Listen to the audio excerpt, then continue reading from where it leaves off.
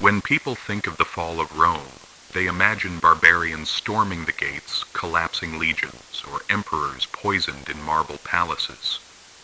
But empires don't collapse solely from external attacks. They rot from within, and one of the most corrosive forces is always money. Rome didn't collapse simply because of invasions or corruption.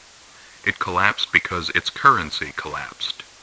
And the lessons of that collapse are still relevant for any modern economy that thinks it can play games with money and get away with it. Let's set the stage. For centuries, the economic backbone of Rome was the silver denarius. First minted around 211 BC, the denarius was made of nearly pure silver and was trusted throughout the empire and beyond. Roman soldiers were paid with it. Merchants demanded it, and ordinary people stored their wealth with it. The denarius wasn't just money, it was trust in its metal form. The empire's power and the coin's value were intertwined. As long as people believed in Rome, they believed in its currency. But running an empire was expensive. Legions needed to be paid. Roads and aqueducts needed to be built, and wars needed to be financed. By the 2nd century BC, Rome was defending its borders against Germanic tribes, the Parthians in the east, and internal unrest with a thin veil. Tax revenues couldn't keep up with military expenditures, so the emperors resorted to an old trick: debasement. Instead of taxing their citizens more, a practice not always popular, they reduced the silver content of the denarius. The numbers tell the story. During the reign of Emperor Augustus, who reigned at the dawn of the empire, the denarius contained about 95% silver. By the reign of Caracalla in the early 3rd century, it had fallen to about 50%. By the mid-3rd century, under Emperor Gallienus, the denarius contained less than 5% silver.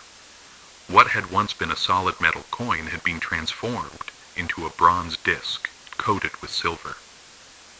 People could see and feel the difference. Inflation arrived. Prices rose because the currency was no longer tied to its real value. A unit of wheat that once cost a single denarius could suddenly become worth dozens. This wasn't an abstract theory. It devastated the lives of ordinary Romans. Soldiers demanded higher wages to cover rising costs. Merchants stopped accepting debased coins, preferring barter or payment in gold. Local economies reverted to direct trade because currency was no longer trusted. And as trust waned, emperors minted cheaper coins, hoping that volume would replace value. It was a vicious cycle, a cycle repeated in countless inflations since. The crisis reached its peak during the so-called crisis of the 3rd century.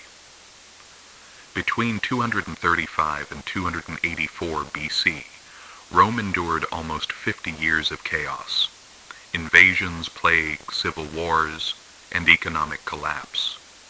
Emperors rose and fell at a dizzying pace, sometimes reigning only months before being assassinated. Behind this political drama lay a corrupt financial system. Taxes were demanded in increasingly devalued coins. Farmers abandoned their lands instead of paying. Trade networks crumbled. And the Roman government tried desperate measures to keep the system afloat, from price controls to forced labor mandates. None worked. One emperor, Diocletian, tried to staunch the bleeding. After 301 BC, he issued the Edict of Maximum Prices, which fixed the cost of over 1,000 goods and services, from grain to workers' wages. Violators faced death. The edict was a disaster.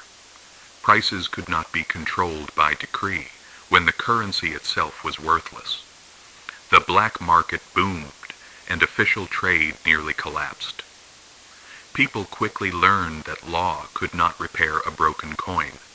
Eventually, Rome abandoned the denarius altogether.